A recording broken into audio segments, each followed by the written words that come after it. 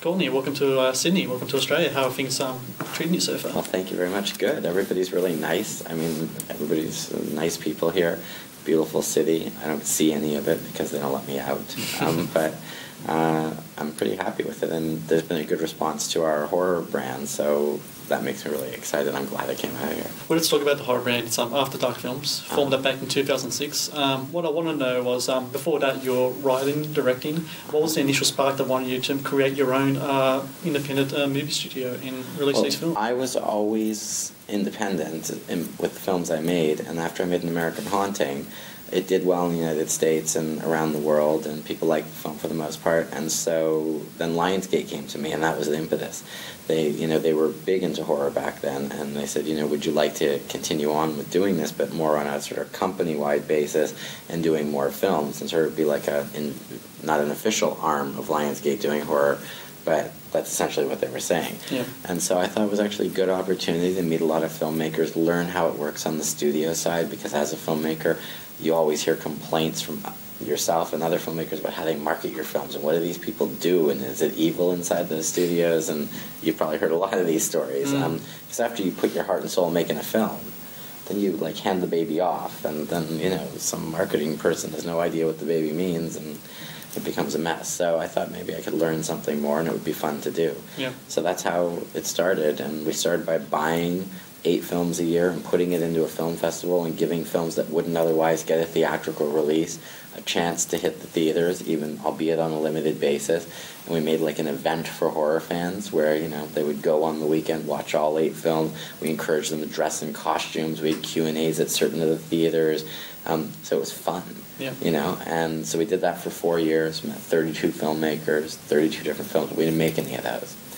And I guess then I kind of got bored. And so then I said, okay, we got some good people, tons of scripts that come to us. Let's now make After Dark originals, and let's make these 8 films, and let's try to do better. Yeah. Well, those 8 films are now coming out in Australia over the next couple of months. Yes. Coming down under.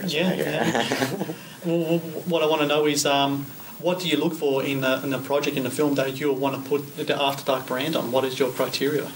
Well, I don't have a specific criteria. I'm a little bit more loose. A lot of studios have like boxes to check. We don't work that way. We're really looking for good material, unique material, something that we haven't seen that's a little off the wall. Filmmakers that come from a good place, may have done a good short.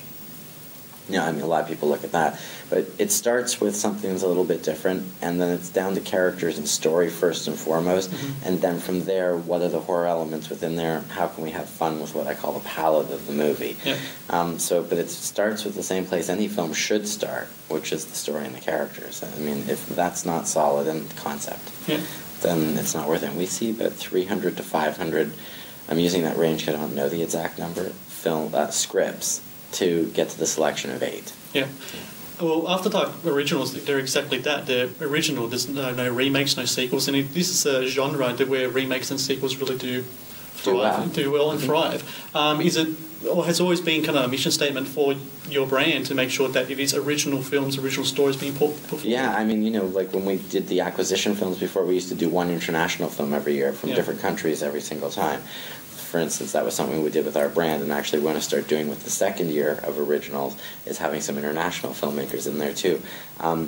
If there was one film that was great and the audience loved it and they were like, make a sequel, then we might make a sequel. I'm not saying it's something we definitely wouldn't do, but generally speaking, our mandate is to make 8 original films that you've never seen before and not do what everybody else is doing, which is regurgitate things that have already been done for the hope of making excess dollars. It's not that we don't want to make money. It's just that we also want to have some sort of credibility. Yeah. The thing I find about horror films is that they seem to come in phases. You've had the zombie movie for a while, then you had the vampire movie. Now we seem to be in the midst of this demonic possession kind of thing that's happening. As yourself, as a horror fan and someone who's in the industry, what do you foresee as the next thing that could be happening in horror film? Ghost stories and supernatural thrillers. Yeah, I can tell you that probably pretty much for sure. Because you just have to look for what hasn't been the thing that's been oversaturated recently. Yeah. Exactly what you just did. You just went through it. Well, vampires, Twilight, everything that followed, fine. Zombie movies, I mean, they're good. We even made one, Re-Kill, but, we did something unique and different, we hope. But World War Z is being put into production right now. It'll come out, next year, and that's going to be a huge, huge zombie movie. Yeah. And there might be some imitators after that. Werewolf movies don't work, so those are off the list. And, as you said, the demonic movies, people seem to like them, but they keep getting done. So what hasn't been done recently? Yeah. You seen a good ghost story recently? Not recently, no. Yeah. And do you see After Dark Films going to tap into that We're potential looking at market? 2 of them, yeah. Yeah. I mean, but those were always personally my favorites. Yeah. American Haunting is essentially a poltergeist story. So I like good ghost stories, and if it can be based on true events, I'm even more excited about it, because I think that scares people even more if they can go, wow, something actually happened there? You mean this actually happened? Mm-hmm. It makes it scary. It resonates further with people. Well, let's talk a little bit about that. Well, my favourite horror film is The Exorcist, because of that tapping into it. Well, let's go back further. What was the film that really sparked your interest into horror when you were like a kid or whatever? Exorcist was the first movie I ever saw, and I saw it when I was 5. That's me too, and I didn't watch it again until I was 18. I think I saw it again when I was like 14 or 15. Yeah. But then I saw The Omen like a year later. Mm-hmm. And then I think I saw Halloween, 3 years later? Yeah. And The Shining somewhere around there. And those were the movies that really influenced me. And then the first Nightmare on Elm Street. So then when I see like the remake of Nightmare on Elm Street, it makes me want to cry. But if I can be honest. Yeah.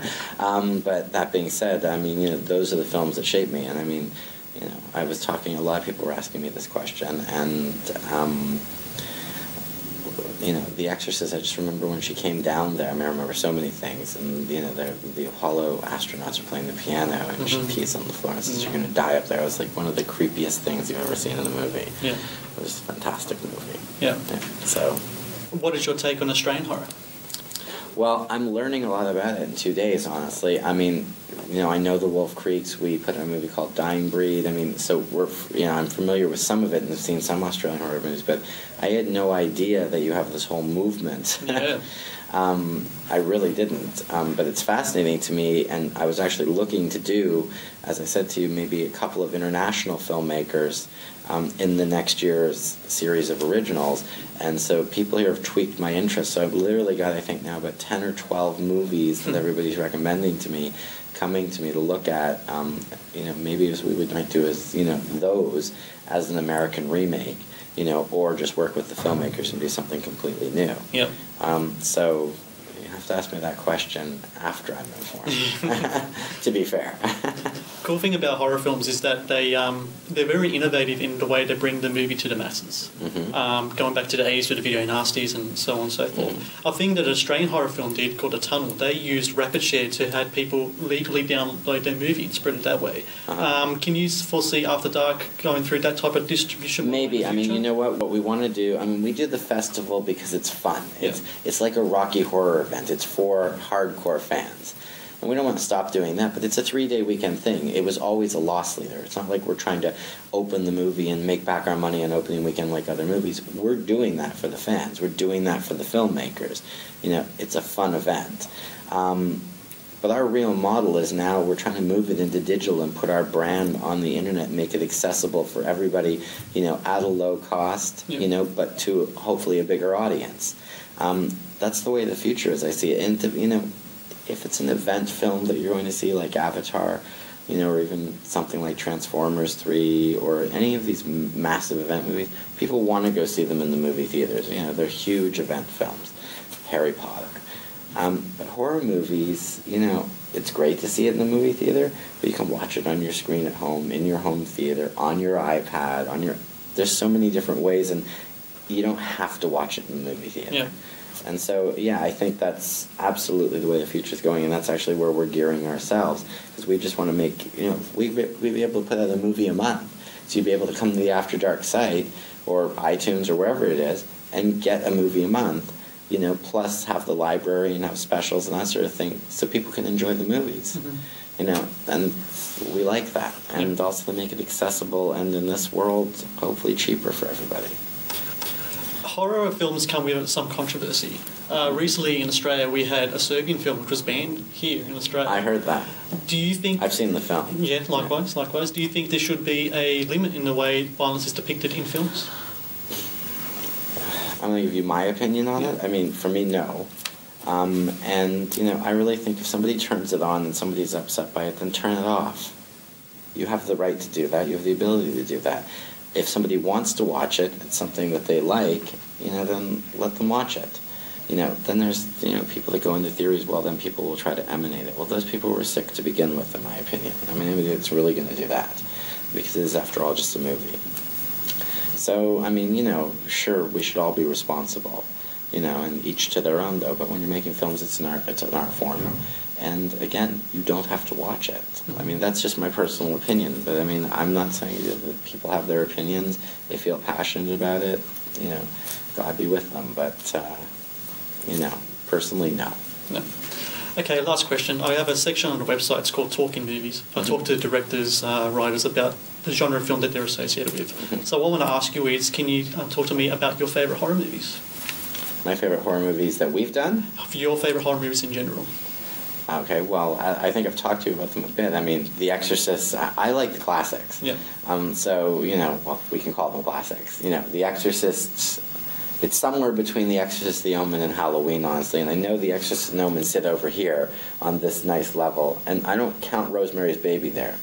I love the film, it was great, but The Omen just was so creepy that, you know, and there's, again, something within the context of what we believe in the Bible and what we're taught, and, you know, the coming of the Antichrist, that made that movie really brilliant and resonate with me. I mean, even the second Omen I enjoyed. Once I got to the third Omen, I was like... Once Sam Neill got introduced. Yeah. But the second Omen was good, actually. Yeah. I mean, so, and, you know, that was good. And, you know, The Exorcist, again, I believe in those type of possessions. And to me, you know, that's why it resonated so strongly. I believe they occur in certain places and they can happen.